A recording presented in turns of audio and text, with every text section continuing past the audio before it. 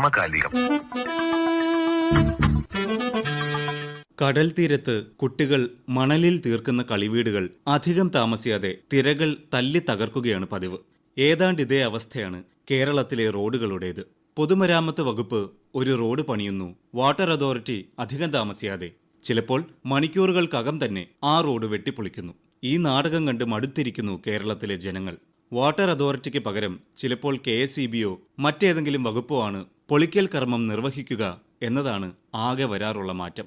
വകുപ്പുകൾ തമ്മിലുള്ള ഏകോപനമില്ലായ്മ, ഫണ്ടില്ലായ്മ, ഉദ്യോഗസ്ഥരുടെ കാര്യക്ഷമതയില്ലായ്മ, ഇല്ലായ്മ ഏതായാലും ഒടുവിൽ ദുരിതം പേറുന്നത് റോഡ് ഉപയോഗിക്കുവാൻ നികുതി അടയ്ക്കുന്ന പൊതുജനം തന്നെ. റോഡുകൾ പലതരത്തിൽ പല ഉടമസ്ഥതയിലുള്ള റോഡുകളുണ്ട്, പല വലുപ്പത്തിലുള്ള റോഡുകളുണ്ട്. ഇപ്പോൾ കൊച്ചിയുമായി ബന്ധപ്പെട്ട് തൃക്കാക്കര, കാക്കനാട് പ്രദേശങ്ങളുമായി ബന്ധപ്പെട്ടാണെങ്കിൽ മുനിസിപ്പൽ പഞ്ചായത്തുകളുടെ റോഡുകളുണ്ട്, പബ്ലിക് വർക്ക്സ് ഡിപ്പാർട്ട്മെന്റിന്റെ PWDയുടെ റോഡുകളുണ്ട്, ദേശീയപാത അതോറിറ്റിയുടെ റോഡുകളുണ്ട്. ഇതൊന്നും കൂടാതെ മെട്രോ നിർമ്മിച്ച ചില റോഡുകളുണ്ട്. വിവിധ വകുപ്പുകൾ തമ്മിലുള്ള ഏകോപനമില്ലായ്മ റോഡുകളുടെ ശോചനീയ അവസ്ഥയ്ക്ക് പ്രധാന കാരണമാണെന്ന് അഭിപ്രായപ്പെടുന്നു സാമൂഹ്യ നിരീക്ഷകൻ CR നീലകണ്ഠൻ. എല്ലാ റോഡുകളും പലപ്പോഴും മനുഷ്യന് യാത്ര ചെയ്യാൻ യോഗ്യമല്ലാത്ത രൂപത്തിലാണ് കിടക്കുന്നത് എന്ന് നമുക്ക് കാണാൻ കഴിയും. ഇപ്പോൾ ഏറ്റവും നല്ല ഉദാഹരണം കാക്കനാട് നിന്ന് പാലച്ചോട് വഴി വെണ്ണലയ്ക്ക് പോകുന്ന റോഡ്. വലിയ തിരക്കാണ് ആ റോഡിൽ. പ്രത്യേകിച്ചും പാലാരിവട്ടം മുതൽ കാക്കനാട് വരെയുള്ള മെട്രോ നിർമ്മാണം തുടങ്ങിയതോടുകൂടി വലിയ തോതിലുള്ള ബ്ലോക്ക് വരികയും ആളുകൾ ആ വഴിക്ക് പോവുകയും ചെയ്യും. പക്ഷെ കുറെ കാലമായി അവിടെ റോഡുകൾ പലപ്പോഴും നമ്മൾ ചെല്ലുമ്പോൾ എപ്പോഴും റോഡ് പണിയാണ്. ഒന്നുകിൽ കേബിളാണ്, അല്ലെങ്കിൽ വാട്ടർ അതോറിറ്റിയാണ്, അല്ലെങ്കിൽ വേറെ എന്തെങ്കിലുമാണ്. റോഡ് അങ്ങനെ കിടക്കുകയാണ്. ഇപ്പൊ നമ്മളോട് പറയാറുണ്ട് PWD റോഡുകൾ ഉണ്ടായാൽ ഉടനെ ഒരു ടോൾ ഫ്രീ നമ്പർ ഉണ്ട്, വിളിച്ചു പറയണമെന്ന്. അത് വിളിച്ചു പറയാത്തതുകൊണ്ടൊന്നുമല്ല, ഏതായാലും അത് അനുഭവിക്കുന്ന ആളുകൾ വിളിച്ചു പറഞ്ഞിട്ടുണ്ടാവും. അത് എന്തുകൊണ്ട് ഇപ്പോഴും അത് ശോചനീയാവസ്ഥയിൽ കിടക്കുന്നു? ദേശീയപാതയുടെ കീഴിലുള്ള കണ്ടെയ്നർ റോഡ് ടോൾ പിരിക്കുന്നുണ്ട് അവിടെ, അതിന് യാതൊരു കുഴപ്പമില്ല. പക്ഷേ ആ റോഡിന്റെ അവസ്ഥ വളരെ വളരെ വളരെ മോശമാണ്. എന്തുകൊണ്ടാണ് ഇങ്ങനെ ഉണ്ടാവുന്നത്? പഞ്ചായത്തുകൾക്ക് വിപുലമായ അധികാരങ്ങളുണ്ട്, തദ്ദേശ ഭരണ സ്ഥാപനങ്ങൾക്ക്, അവർക്ക് പണവുമുണ്ട്. അവരുടെ റോഡുകൾ എന്തുകൊണ്ട് ഇങ്ങനെ കിടക്കുന്നു? അതിനൊരു കാരണം വിവിധ ഏജൻസികൾ തമ്മിലുള്ള കോർഡിനേഷൻ ഇല്ല എന്നുള്ളതാണ്. ഇപ്പോൾ വാട്ടർ അതോറിറ്റി അല്ലെങ്കിൽ ഇലക്ട്രിസിറ്റി അല്ലെങ്കിൽ മറ്റ് കേബിളുകൾ അവരിടാൻ വേണ്ടി റോഡ് പൊളിക്കുന്നത്, ഒരു സിനിമയിൽ പറഞ്ഞതുപോലെ റോഡ് പണി തീർന്നാൽ ഉടനെ അവർ റോഡ് പൊളിക്കാനുള്ളത്. അങ്ങനെ പൊളിച്ചു കഴിയുമ്പോൾ റോഡ് പണിയണം, അതിന് പണം കെട്ടിവെക്കണം എന്നൊക്കെ നിർബന്ധമുണ്ടെങ്കിലും ആ റോഡ് അങ്ങനെ വരാറില്ല. പല റോഡുകളുടെയും നിർമ്മാണത്തിൽ തന്നെ വലിയ തകരാറുകളുണ്ട്. റോഡ് ഒരാഴ്ച കഴിയുമ്പോൾ റോഡ് കുഴിഞ്ഞു പോകും. അതുപോലെ ഇപ്പം നമുക്കറിയാം കണ്ടെയ്നർ റോഡിൽ പാലം വലിയ അപകടത്തിലാണ്. അത് എത്ര കാലമായി 1-2 പാലങ്ങൾ അടച്ചിട്ടിട്ട് നമുക്കിപ്പോഴും അറിയില്ല.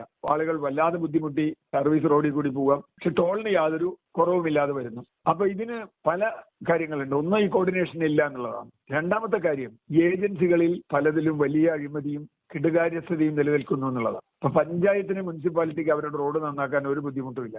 അവർ ഫണ്ടിന്റെ പ്രോബ്ലം പറയുമെങ്കിലും മറ്റു പല കാര്യങ്ങൾക്കും അവർക്ക് ഫണ്ടുണ്ട്, ഇതിലില്ല, അവർ ചെയ്യുന്നില്ല. മറ്റ് PWD ആണെങ്കിൽ കോൺട്രാക്ടർമാർക്ക് പണം കൊടുത്തിട്ടില്ല എന്നുള്ള പരാതിയൊക്കെ കേൾക്കാനുണ്ട്, അതറിയില്ല. അവരെ പലരും ആ അർത്ഥത്തിൽ മുടങ്ങിക്കിടക്കുകയാണ്.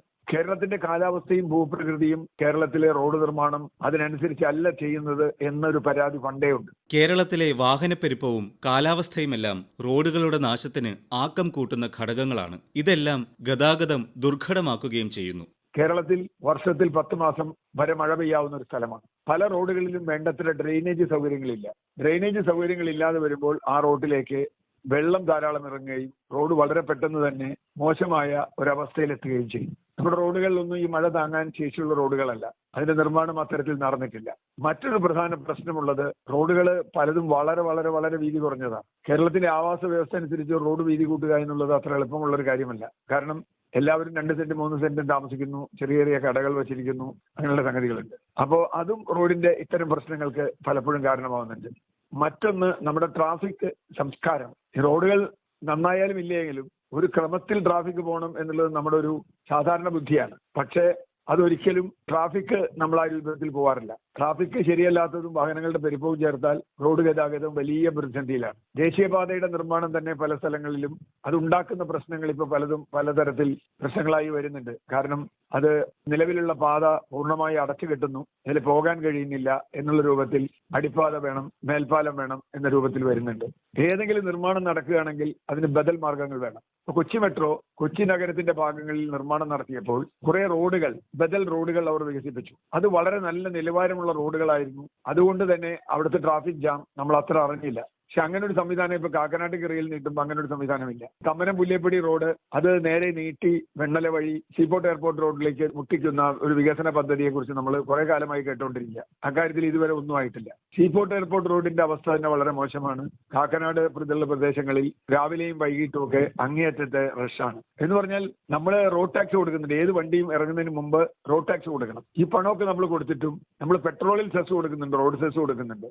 എന്നിട്ടും നമ്മുടെ റോഡുകൾ നന്നാവുന്നില്ല എങ്കിൽ ജനങ്ങൾ പ്രതികരിക്കേണ്ടതാണ്. അങ്ങനെ തന്നെയാണ് നമുക്കിതിന് പരിഹാരം കാണാൻ കഴിയും. വാട്ടർ അതോറിറ്റി അറ്റകുറ്റപ്പണികൾക്കായി വെട്ടിപ്പൊളിക്കുന്ന റോഡുകളുടെ പുനരുദ്ധാരണത്തിന് ഏറെ കാലതാമസം നേരിടുന്നതായി കണ്ടുവരുന്നു. കേരള നിയമസഭാ അംഗം അഡ്വക്കേറ്റ് മോൻസ് ജോസഫ്. ഞാൻ ഈ പ്രശ്നങ്ങൾ കഴിഞ്ഞ നിയമസഭാ സമ്മേളനത്തിൽ പ്രത്യേകമായി ശ്രദ്ധ ക്ഷണിക്കൽ പ്രമേയത്തിലൂടെ കൊണ്ടുവന്നിരുന്നു. ബഹുമാനപ്പെട്ട മന്ത്രി ശ്രീ മുഹമ്മദ് റിയാസ് ആ പ്രശ്നങ്ങൾ പരിഹരിക്കുന്നതിന് വേണ്ടി ഇടപെടൽ നടത്തുമെന്നും തൃപ്തികരമായ കാര്യങ്ങൾ ചെയ്യാൻ ശ്രമിക്കുമെന്നും അദ്ദേഹം നിയമസഭയിൽ ഉറപ്പ് നൽകിയിരുന്നു. കുറെ കാര്യങ്ങൾ അതനുസരിച്ച് മുന്നോട്ട് പോകാൻ കഴിഞ്ഞിട്ടുണ്ട്. പക്ഷേ വാട്ടർ അതോറിറ്റിയും PWDയും സംയോജിപ്പിച്ചുകൊണ്ട് റോഡ് വർക്ക് നടത്തേണ്ട എല്ലാ സ്ഥലങ്ങളിലും സങ്കീർണമായ പ്രശ്നങ്ങൾ കൊണ്ട് വീർപ്പുമുട്ടുകയാണ്. ഇപ്പോൾ ഉദാഹരണത്തിന് കടുത്തുരുത്തി തന്നെ കേരളത്തിൽ ഏറ്റവും നല്ല റോഡുകൾ പരിപാലിച്ചു വന്ന മണ്ഡലങ്ങളിലൊന്നാണ് കടുത്തുരുത്തി മണ്ഡലം. ഞാൻ പൊതുമരാമത്ത് മന്ത്രിയായി വന്ന ശേഷം പ്രത്യേകിച്ചും കൂടുതലായിട്ട് അക്കാര്യത്തിൽ നല്ല നിലയിലുള്ള ഒരു കോട്ടയം എറണാകുളം ജില്ലകളെ ബന്ധിപ്പിച്ചുകൊണ്ടും MC റോഡ്, കടുത്തുരുത്തിപ്പാല റോഡ്, ഒരുപാട് റോഡുകൾ BMBC ഉന്നത നിലവാരത്തിലേക്ക് മാറ്റി ഒരു ഹൈ ക്വാളിറ്റി ഇതിലേക്ക് വന്ന ആളുകൾ തൃപ്തികരമായി യാത്ര ചെയ്യാവുന്ന നല്ല സാഹചര്യം ഉറപ്പുവരുത്തും. ആ റോഡുകളെല്ലാം കുഴപ്പമില്ലാതെ ഇപ്പോഴും നിലനിൽക്കുന്നുണ്ട്. എന്നാൽ വാട്ടർ അതോറിറ്റിക്ക് road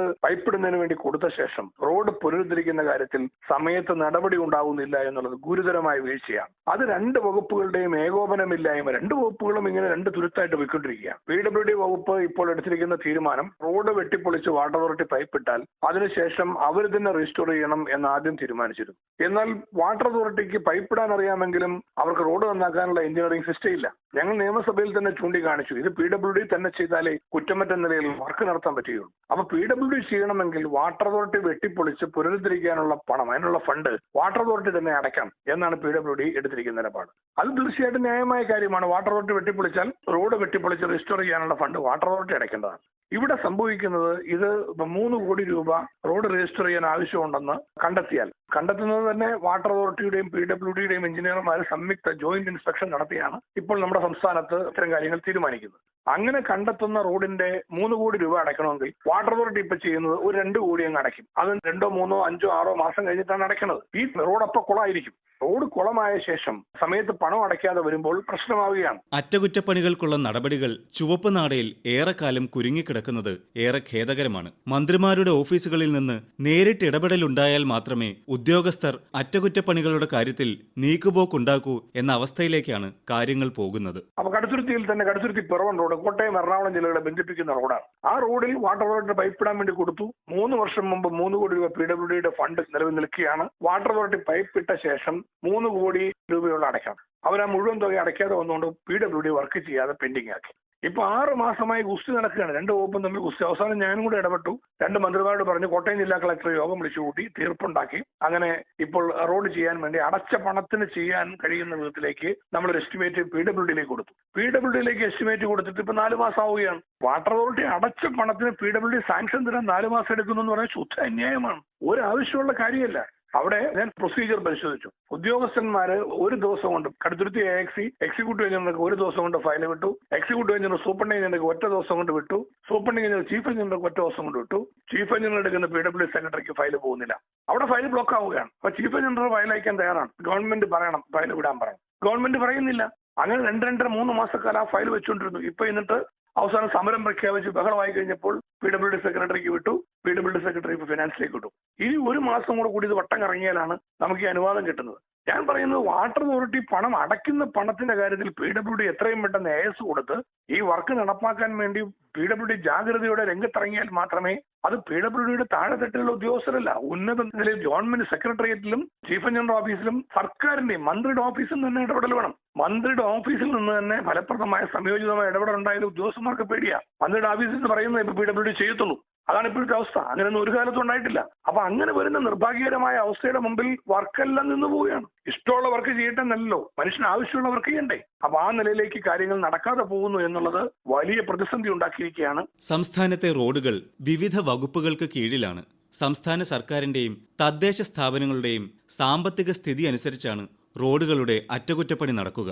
centre for public policy research chairman doctor D. Dhanuraj. നമ്മൾ ഈ റോഡിന്റെ കാര്യങ്ങൾ സംസാരിക്കുമ്പോൾ നമ്മൾ മനസ്സിലാക്കേണ്ട ഒരു കാര്യം, റോഡ് പരിപാലിക്കുന്നതും അതിന്റെ മെയിന്റനൻസ് ആൻഡ് റിപ്പയറിംഗ് എല്ലാം ചെയ്യുന്നത് പല പല ഡിപ്പാർട്ട്മെന്റിലാണ്. ഇപ്പൊ കേരളത്തിലെ റോഡുകളാണെങ്കിൽ PWD, സെൻട്രൽ ഗവൺമെന്റിന്റെ ഭാഗമായി വരുന്ന NHAയുടെ റോഡുകളാണെങ്കിൽ NHAയുടെ എഞ്ചിനീയറിംഗ് ഡിപ്പാർട്ട്മെന്റും ചിലപ്പോൾ നമ്മുടെ കേരള സ്റ്റേറ്റ് PWDയും അത് അവർ തമ്മിലുള്ള ഉടമ്പടിയുടെ ഭാഗമായിട്ടാണ് ചെയ്തു പോകുന്നത്. നമ്മുടെ ലോക്കൽ ലെവലിൽ പഞ്ചായത്ത് ലെവലിൽ വരുമ്പോൾ അവിടെ വീണ്ടും PWDക്ക് ഒരു പ്രമുഖ സ്ഥാനമുണ്ട്, അല്ലെങ്കിൽ അവരാണത് ചെയ്യേണ്ടത്. നമുക്ക് കോർപ്പറേഷനും മുനിസിപ്പാലിറ്റിക്കും എല്ലാം ഒരു എഞ്ചിനീയറിംഗ് ഡിപ്പാർട്ട്മെന്റ് ഉണ്ടെങ്കിൽ പോലും അവർക്ക് റോഡുകൾ എത്രത്തോളം മെയിൻറ്റെയിൻ ചെയ്യാനുള്ളൊരു അതിനുള്ളൊരു ബാൻഡ്വിഡ്ത്ത്, അതിനുള്ളൊരു ശേഷി ഉണ്ട് എന്നുള്ളത് നമ്മൾ ശരിക്കും പരിശോധിക്കേണ്ട ഒരു കാര്യമാണ്. വലിയ നഗരമായ കൊച്ചിയിൽ പോലും അതിനുള്ളൊരു പ്രായോഗിക ബുദ്ധിമുട്ടുകൾ അവർക്ക് അനുഭവപ്പെടുന്നുണ്ടെന്ന് പറയാറുണ്ട്. അപ്പോൾ തീർച്ചയായിട്ടും ഇത് സംസ്ഥാന ഗവൺമെന്റിന്റെ റോളായിട്ട് മാറും. അപ്പൊ ഇവിടെ ഒരു 1-2 ഇഷ്യൂസ് ആണുള്ളത്. ഒന്ന്, സംസ്ഥാനത്തിന്റെ സാമ്പത്തിക സ്ഥിതി. കാരണം റോഡ്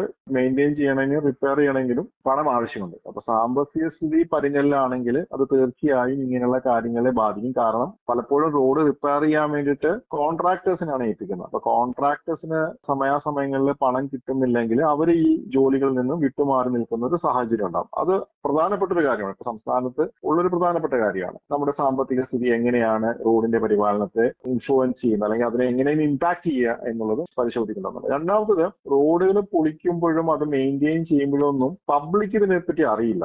എന്ത് കാരണത്തിനാണ് ഈ റോഡ് പൊളിച്ചതെന്നോ അല്ലെങ്കിൽ എത്ര സമയം കൊണ്ട് ഈ റോഡ് നല്ല രീതിയിൽ തിരിച്ചും പഴയ രീതിയിലും അതിന് മെച്ചപ്പെട്ട രീതിയിൽ തിരിച്ച് റിസ്റ്റോർ ചെയ്യുമെന്നുള്ള കാര്യത്തിലൊന്നും പബ്ലിക്കിന് അറിയില്ല. റോഡുകളുടെ അറ്റകുറ്റപ്പണി സംബന്ധിച്ച വിവരങ്ങൾ പൊതുജനങ്ങളെ അറിയിക്കുന്നതിന് ഒരു പോർട്ടൽ സൃഷ്ടിച്ചാൽ ഏറെ ഉപകാരപ്രദമാകും. പല സംസ്ഥാനങ്ങളിലും പല നഗരങ്ങളിലുമൊക്കെ ഇതിനുള്ള ചില മുൻകരുതലുകളൊക്കെ എടുത്തു തുടങ്ങിയിട്ടുമുണ്ട്. അപ്പൊ ഒന്ന് പ്രധാനപ്പെട്ടതായിട്ട് ഞാൻ മനസ്സിലാക്കിയിട്ടുള്ളത് ഒരു പബ്ലിക് പോർട്ടൽ, ചിലപ്പോൾ അത് കോർപ്പറേഷന്റെ ആവാം, മുനിസിപ്പാലിറ്റിയുടെ ആവാം. നമ്മളിന്ന് ഡിജിറ്റൽ യുഗത്തിൽ ജീവിക്കുന്നവരാണല്ലോ. അപ്പൊ അവിടെ ഒരു റോഡ് പൊളിക്കുന്നുണ്ടെങ്കിൽ അവിടെ അത് വ്യക്തമായി രേഖപ്പെടുത്തും. ഇന്ന സ്ഥലത്ത് ഇന്ന രീതികൾ ഈ റോഡ്, നമ്മളിപ്പോ റെയിൽവേയുടെ അനൗൺസ്മെന്റ് വരുന്ന പോലെ തന്നെ അവിടെ രേഖപ്പെടുത്തും ഇന്ന കാരണത്താൽ ഈ റോഡ് പൊളിക്കുന്നതാണെന്നും ഇത്ര ദിവസത്തിനുള്ളിൽ റോഡ് കൃത്യമായി പഴയ രീതിയിൽ തന്നെ പുനഃസ്ഥാപിക്കുന്നതാണെന്നുള്ള വ്യക്തമായ ഒരു രൂപരേഖ തയ്യാറാക്കി അതിൽ പ്രദർശിപ്പിക്കുന്നുണ്ട്. അപ്പൊ അത് ഗവൺമെന്റ് സംവിധാനത്തിന് പബ്ലിക്കിനോടുള്ള അക്കൗണ്ടബിലിറ്റിയാണ് ഇത് കാണിക്കുന്നത്. അപ്പോൾ നമ്മൾ കൂടുതൽ സമയം എടുക്കുകയാണെങ്കിൽ അതിനെ ചോദ്യം ചെയ്യാനും അല്ലെങ്കിൽ അത് എന്തുകൊണ്ട് നടക്കുന്നില്ല എന്ന്